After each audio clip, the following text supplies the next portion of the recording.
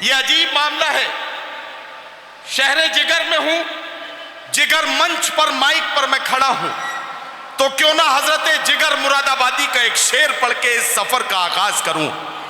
ساری دنیا جس شعر کو بار بار دہراتی ہے، ایک دوسرے سے بات چیت میں کوٹ کرتے ہیں کہ یہ عشق نہیں آسان، اتنا ہی سمجھ لیجئے ایک آگ کا دریا ہے اور ڈوب کے جانا ہے۔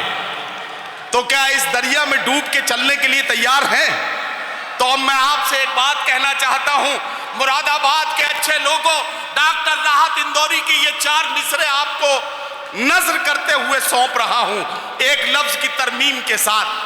آج ہم لوگوں کو فرصت ہے، چلو عشق کریں، عشق ہم سب کی ضرورت ہے، چلو عشق کریں، اس میں نقصان کا خطرہ ہی نہیں ہوتا ہے، یہ منافع کی تجارت ہے، چلو عشق کریں۔ آپ ہندو، میں مسلمان، یہ عیسائی، وہ سکھ، یار چھوڑو یہ سیاست ہے، چلو عشق کریں۔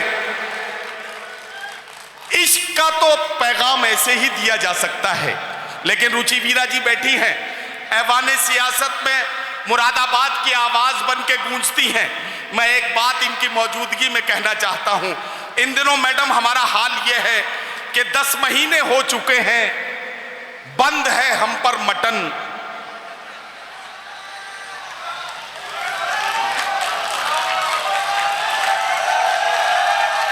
10 مہینے ہو چکے ہیں، بند ہے ہم پر مٹن، دعوتوں میں کھا رہے ہیں بھنڈیاں اہل سخن، کھا کے گھوئیاں کیا دکھائیں شاعری کے باغ پن، سوکھ کے پالک کا پتہ ہو گئے ہیں گل بدن، نفرتوں کی بھیڑ میں دیکھو تو کیا کیا کھو گیا، سبزیاں ہندو ہوئی بکرا مسلمہ ہو گیا۔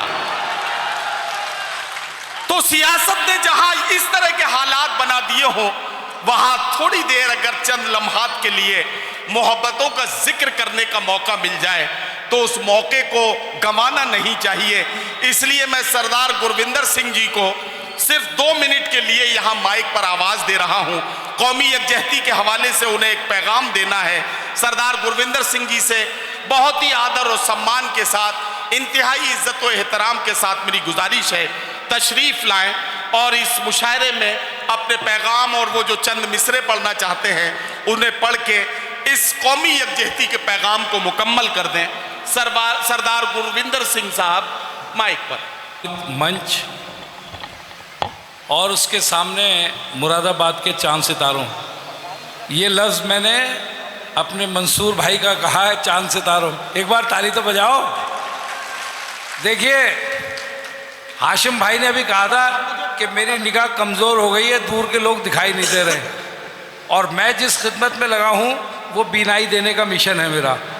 40واں راشٹریہ نیتردان پکھواڑا، اور آج بارش نے خلل ڈال دیا، میرا پروگرام نہیں ہوا، تو میں نے کہہ دیا تھا پرویز بھائی سے کہ بھائی میں کچھ نیتردان پہ پڑھوں گا، میں زیادہ سمجھ نہیں لے رہا، سیدھا اپنی بات کر رہا ہوں۔ جی، اگر آپ نے امر ہونا ہے تو نیتردان ایک ایسی چیز ہے، اس سے امر بھی ہو جائیں گے۔ اور ہندو مسلم سکھ عیسائی کی جو بات ہوتی ہے نا، ہم تو 4000 آئیز میں ڈونیٹ کرا چکا ہوں، اس میں پتہ نہیں ہوتا کس کی آنکھ کس کو لگے گی۔ اس سے بڑی قومی یکجہتی کیا ہوگی؟ سیدھا میری لکھی ہوئی کویتا خود ہی میں نے اس کا دھن بنائی ہے اور خود ہی گاتا ہوں۔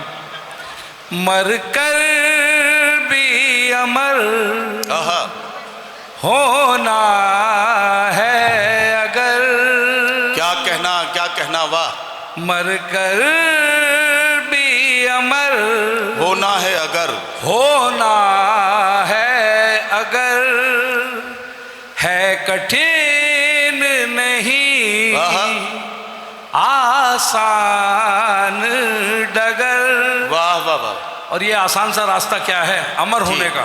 جی جی، سنکلپ آپ کو نیتردان کا جیتے جی لینا ہوگا، مرنے کے بعد ہو نیتردان परिजनों से ये कहना होगा, दो नेत्र आपके इस तरह मरकर भी अमर हो जाएंगे, मरने के बाद भी दो सूने नेत्रों की ज्योत बन जाएंगे। वाह वाह वाह वाह वाह। इस सेवा का है ये प्रतिफल, मरकर भी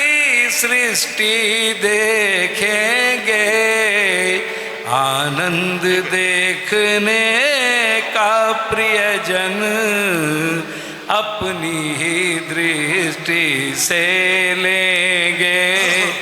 पाया है हमने मानव तन कुछ तो परमार्थ कर जाए, पशु को देखो जीते जी क्या, मर कर भी हमारे काम आए।